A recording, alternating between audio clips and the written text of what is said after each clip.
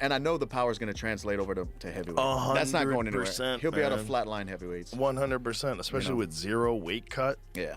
He's probably 230, 240 walking around, 230 something maybe. He's 240. Yeah, dude, come on. Cyryl's a great athlete. Like, it's not just that. I've seen him dunk basketballs and shit. Like, he can move. Right. But it's just the fluidity of his striking is so efficient. It seems like I'm always going against Alex Pereira, but I kind of think it might be Ciryl Gane. I think Ciryl Gane might get it, right? But Pereira should win this one, I think. Chewing up the leg, landing shots upstairs afterwards. And this is a wicked fight. Winner will take on Tom Aspinall for the belt. And that's an amazing future fight as well. Alex Pereira versus Ciryl Gane are all set for their interim UFC heavyweight title, as the matchup is shaping up as a pure high-level striking battle. Which is very impressive, because Alex Pereira will be the first person to ever compete for 3 different titles, 3 different weight classes, which is just... it is insane. I mean, the success that this guy's had is phenomenal. Ciryl Gane is excited for this fight and has been sharpening his skills by training with Artem Vakitov, who previously fought Alex Pereira in kickboxing.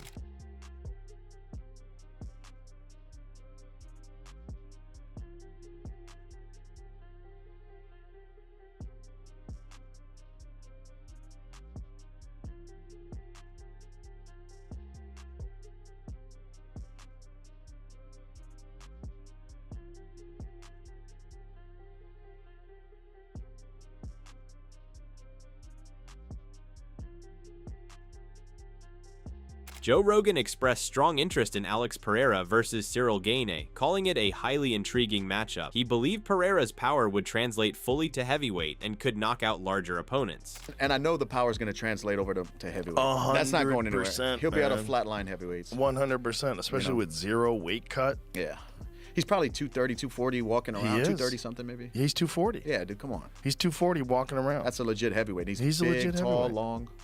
Guy fought at 85. But so is Ciryl, man. Cyryl's good. An athlete heavyweight, not just a big guy fighting at heavyweight. He's a legit heavyweight. Dustin Poirier called Ciryl Gane a true athletic heavyweight with real skill, not just size. Joe Rogan criticized the stoppage in the Tom Aspinall fight, saying Gane was doing damage with his jab and had the upper hand before it ended. It is a crime in the sport that that fight with Aspinall got stopped the way it did, that he eye-poked him. It's a crime. Yeah. Because that fight was playing out in a very interesting direction, because Aspinall was having a really hard time touching that guy. He was bleeding. He was getting busted up. Yeah. He was getting touched up a lot. Cyryl's jab is legit. And that's what I was most excited for. I wanted to see Tom have to come back, lose a round and come back. I've never seen him... Obviously, I've seen him fight, but I've never seen him in a real fight where you have to fight your way back into it. Or how many times has he even been in the second round? Twice, maybe? Something crazy like that. Nuts. And that's why the fan base kind of blew me away. I was like, these guys are so high on Aspinall right now. Like, for a few months, everybody was talking about Aspinall, how good he is. I've never seen it. Not that he's not. He might, I mean, he has to be good to be where he's at. Yeah. But I haven't seen it. Well, my thought was the real problem that Aspinall is going to present is in the grappling. Joe Rogan highlighted Ciryl Gane's striking as a major problem, saying his speed, fluid movement, and technical style stand out more in a stand-up fight. Gane's overall striking craft and athletic efficiency give him a stronger edge on the feet. Brazilian Jiu-Jitsu black belt, he's a big f***er. He's fast, he's got a power double. I mean, he explodes, but when he's standing there and trying to stand with Ciryl Gane, this is the first time that he was ever in front of a guy who is agile and quick and very technical. Like Ciryl Gane was doing a lot of sneaky shit. One thing he does is he keeps his hand low and he pops that jab out, so you don't know where it's coming from. Up jab. He does a lot of weird shit with his front leg, too. He is pretty quick for his size. Real quick. Yeah. Real quick. And he's a great good mobility, athlete. good hips. Yeah, man. Cyryl's a great athlete. Like, it's not just that. I've seen him dunk basketballs and shit. Like, he can move. Right. But it's just the fluidity of his striking is so efficient. Like, that's his world. If you just want to strike with him, I mean, John Jones is so smart. John's like, fuck all this. Meanwhile, Demetrius Johnson called it a top-level kickboxing-style matchup between two elite strikers. He highlighted Alex Pereira's 242-pound frame as powerful yet still mobile, fitting his striking style, while noting Ciryl Gane's movement and jab as key weapons. He expected Pereira's pressure and calf kicks to be a major factor in what he sees as a pure stand-up fight. Alex Pereira is a big boy. I just saw him in Seattle. I mean, I saw him jump on the scale 242 Shama. 42. 242. That's heavy. Yeah, no, Heavy. it is. Yeah, It's crazy. And it's not a fat 242 either. It's like it's definitely filled out. It filled out, but it fits him well. It does. Right? Like, it's not like usually people who put on weight and size, they don't have that same movement. They're not moving their head. It almost complements his style, his body, right? So I like that. Obviously, Ciryl Gane has great movement. You saw what he did to Tom Aspinall. He was popping in with the jab. You know, Alex Pereira does have that calf kick that he loves to throw every single time to stop everybody's movement. So it'll be kind of interesting to see how Ciryl Gane does with the pressure that Alex Pereira brings.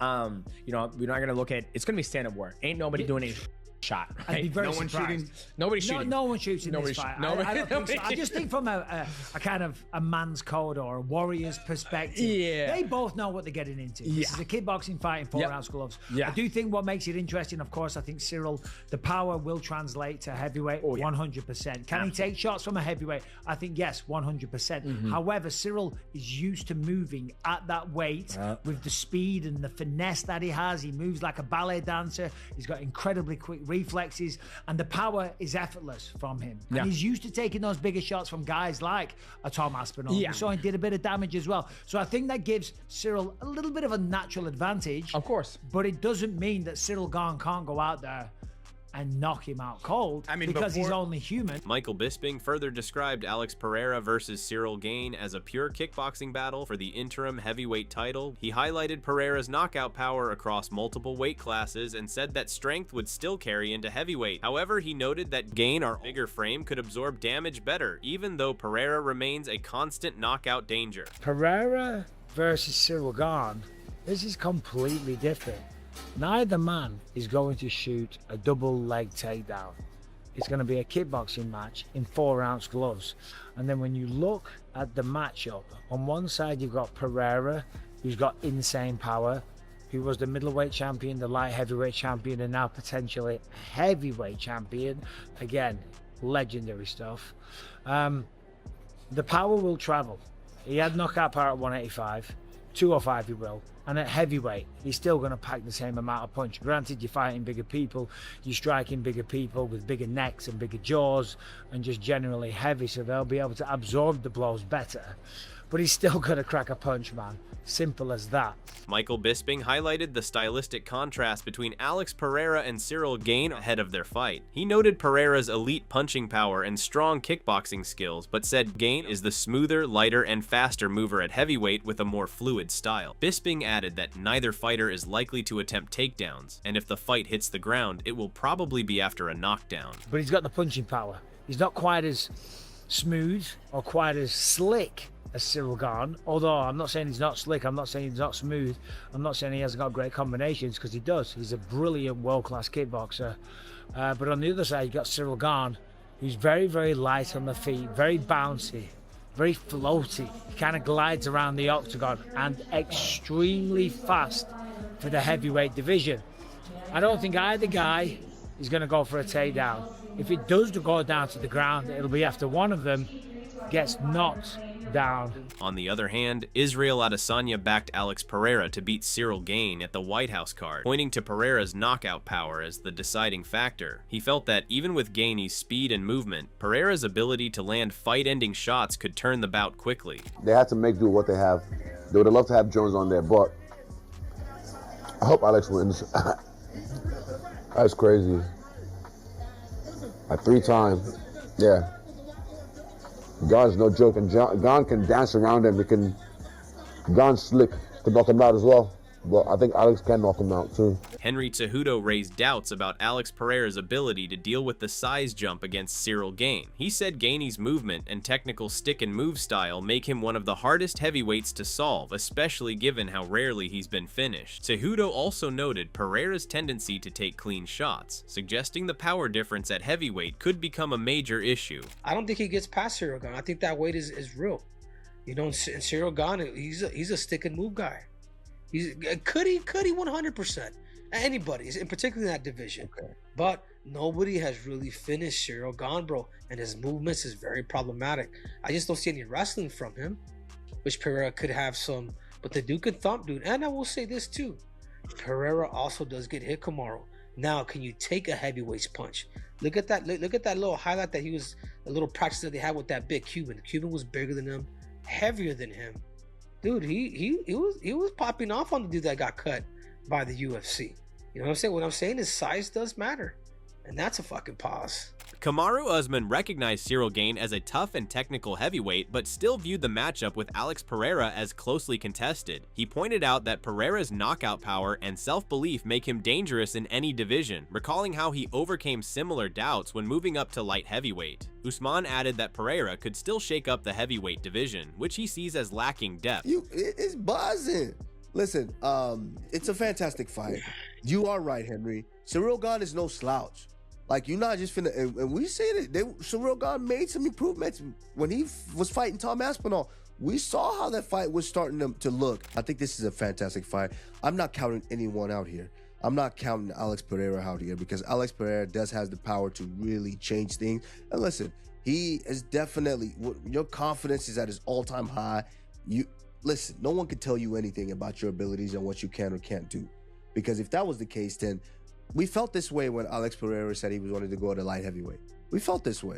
We don't know how he would do. Now he dominated that weight class. So I'm not going to feel that way about him going to heavyweight, especially when that heavyweight division right now is kind of struggling with the depth in the talent that they have. So I think this is a good thing for that heavyweight division to throw Alex Pereira in the mix there. Paul Felder pointed to Alex Pereira's move up from middleweight to heavyweight, noting that it naturally puts him against much bigger opponents. He stressed that the step up in size and strength changes the challenge completely, even with Pereira's current frame. Be a much more competitive, much more exciting affair, whereas even if Pereira had success against John Jones, you're right, a lot of that time would be spent at some point defending some sort of takedown or not defending the takedowns and getting taken down, waiting for his opportunity in the next round to be able to strike.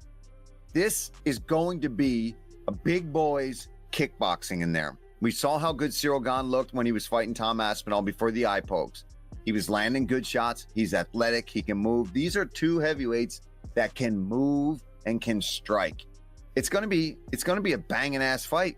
And then, you know, Ilia Topuria and Justin's going to be a banging ass fight as long as it lasts. So again, the more we criticize this and the more people criticize, you look at this, it's going to be a really fun card. I think that's kind of accurate. And I think that's a lot of it is we're basing the fact that he's moving up to heavyweight, Pereira. He really started off as a middleweight. Now, granted, he's a much bigger man now, and I don't think there's any world in which he could go back down to 185 pounds. But still, you're going from, I was able to make middleweight to now I'm fighting at heavyweight, where these men are huge. And again, Ciryl Gane is used to the threat of nasty power coming his way in every fight he's ever had. Adding his thoughts on this matchup, Francis Ngannou pointed to Ciryl Gane's speed and movement as key advantages over Alex Pereira. He suggested Pereira could struggle to close the distance against Gane's mobility and may get frustrated trying to engage. Francis Ngannou said, "Ciryl Gane moves a lot, he's fast, and Pereira will be more stiff, stable, and strong, solid, and Ciryl will be more fast, moving around. It's going to be very difficult for Alex Pereira to even get close to the distance to figure out what he can do. Ciryl will get him frustrated. It's a very good matchup for Ciryl." Meanwhile, Tom Aspinall made it clear he is targeting the winner of Alex Pereira versus Ciryl Gane once he is medically cleared to return. He signaled interest in stepping into the title picture as soon as he is fit to compete again. I mean, who else is going to fight though? The division's on its ass. So there's not many big fights to make, is there? So got to do what they got to do. Ciryl Gane, Alex Pereira. Obviously, I'm going to fight the winner of that. So just waiting now to be given the green light, the all clear from the doctors to start training properly again. As soon as we can start training properly again, full contact in the gym, we will be getting a fight date booked to fight the winner. So just waiting for the clearance to be medically cleared now, and then we go. We'll be looking to book a fight as soon as possible. MMA Guru highlighted Ciryl Gane's strong footwork and technical movement, but noted his lack of early knockout power. He favored Alex Pereira to win, expecting him to target the legs and break Gane down. He could get it done. He has good backwards movement. He floats around well on the back foot. He does it better than Jamal Hill, if we're being honest. Gane is one of the rare heavyweights that actually really does have a good technical base for the heavyweight division. He just lacks that KO power and lacks that ability to just, nuke someone in the first 2 minutes. He's never really been able to do it throughout his entire career. And I would, off the top of my head, I can't think of a time that Gane's got a first 2 minute of the fight finish like a guy like Aspinall or Ngannou has. But Pereira should win this one, I think. Chewing up the leg, landing shots upstairs afterwards. And this is a wicked fight. Winner will take on Tom Aspinall for the belt. And that's an amazing future fight as well. We've got Pereira versus Gane. Amazing co-main event. This is an amazing fight. Absolutely amazing. I'm leaning towards Alex Pereira here to get it done against Ciryl Gane. I think he's going to be too much on the front foot, track the cage. I don't think Ciryl Gane's going to be used to a guy with the skill level of Alex Pereira. He's never fought someone with that ability in his life. And Volkov has good technical ability on the feet, and he beat Ciryl Gane in their last fight and did very well on the feet against him as well. So when he finds someone who can really cut off the cage like Pereira and really punish him, Gane hasn't got the first round finish ability that Aspinall does to make him a threat to a guy like Alex Pereira. He also doesn't really have the offensive wrestling game to make him a threat to a guy like Alex Pereira either. Max Holloway leaned slightly towards Ciryl Gane, saying he would likely fight more intelligently against Alex Pereira. He admitted Pereira is a legend with historic achievements across divisions. Alex Pereira, Gane. I would like to say Alex Pereira, but I think Gane is gonna fight really smart, bro. I think Gane gonna fight really smart against him. Pereira's a legend if you get, bro, first three division champ, bro. That'd be crazy. That's all we have from today's video, and we hope you have enjoyed it. Share your thoughts in the comments section and make sure to like and subscribe to our channel for more amazing videos.